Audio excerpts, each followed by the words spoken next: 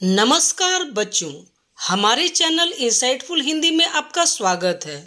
आज हम कक्षा 7वीं की पाठ्य पुस्तिका मल्हार का पहला पाठ माँ कह एक कहानी कविता की चर्चा करेंगे, जिसके रचयिता श्री मैथिली शरण गुप्त हैं। यह कविता उनकी प्रसिद्ध काव्य कृति यशोधरा से ली गई है। इस कविता में यशोधरा अपने पुत्र राहुल को उसके पिता गौतम बुद्ध के जीवन की एक घटना सुनाती हैं कि किस प्रकार उन्होंने एक आहत पक्षी को शिकारी से बचाया। इस कविता में भावों की अभिव्यक्ति संवाद की शैली में की गई है। अब कविता शुरू करते हैं। माँ कह एक कहानी, बेटा समझ लिया क्या तूने मुझको अपनी नानी? कहती है मुझसे यह चेटी, तू मेरी नानी की बेटी।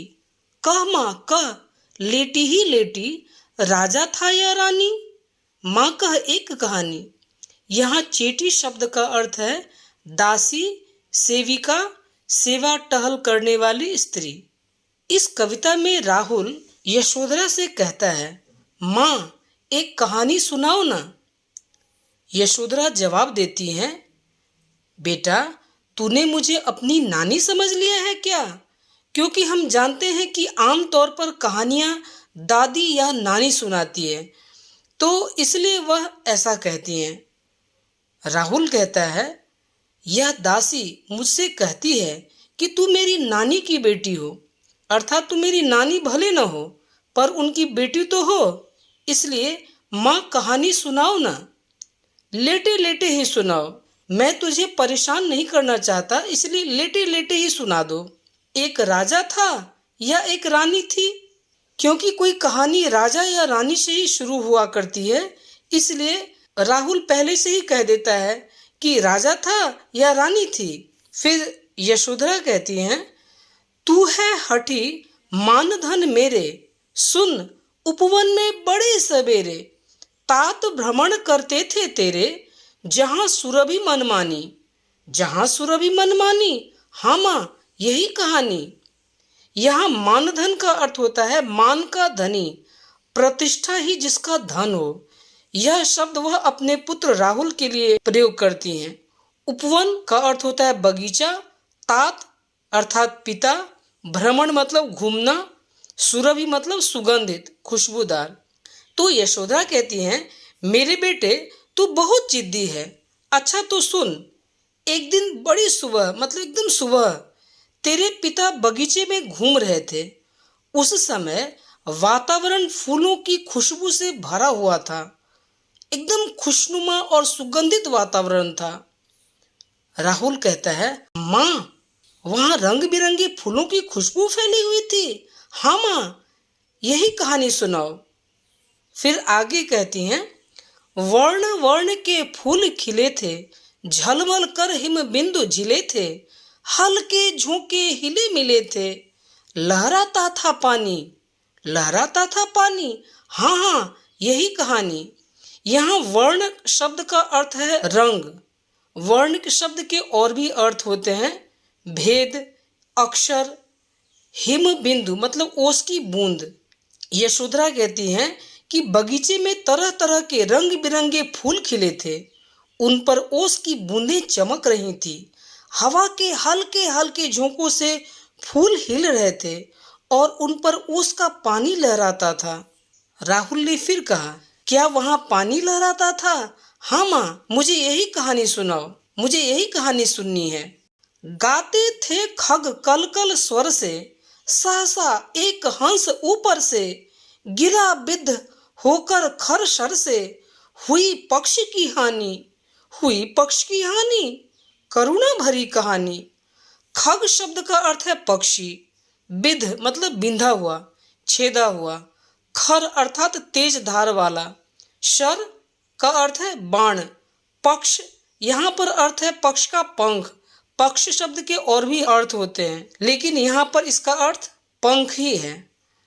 तो यशोधरा कहती हैं, वहाँ के वातावरण के बारे में बताती हैं कि पक्षी कलकल स्वर में यानी मधुर स्वर में गा रहे थे। अचानक एक हंस ऊपर से गिरा, वह पक्षी किसी शिकारी के चलाए बाण से बिंध गया था। उसका एक पंख घायल हो गया था। उसके पंख की अर्थात हानि हो गई थी। फिर राहुल दुखी होकर पूछता है, पंख घायल हो गया था? यह तो बहुत दुख भरी कहानी है। चौंक उन्होंने उसे उठाया, नया जन्म सा उसने पाया। इतने में आखेटक आया, लक्ष्य सिद्धि का मानी। लक्ष्य सिद्धि का मानी, कोमल कठिन कहानी। यहाँ पर आखेटक शब्द का अर्थ हुआ शिकारी।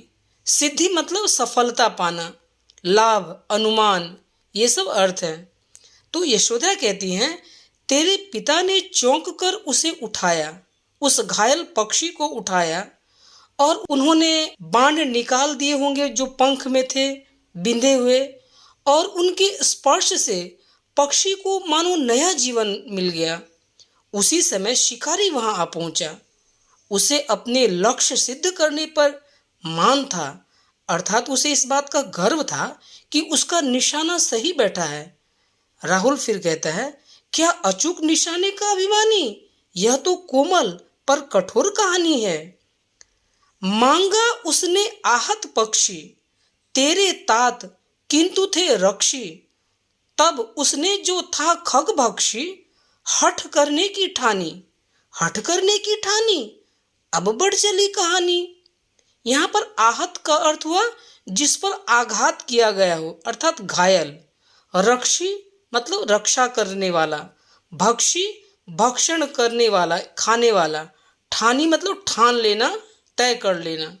यशोधरा कहती हैं, शिकारी ने तेरे पिता से घायल पक्षी मांगा, परंतु तेरे पिता पक्षी की रक्षा करने वाले थे, रक्षी थे।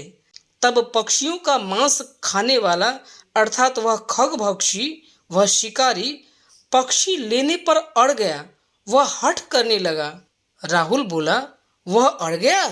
अब तो मामला बहुत बढ़ गया। हुआ विवाद सदय निर्दय में, उभय आग्रही थे स्वविषय में।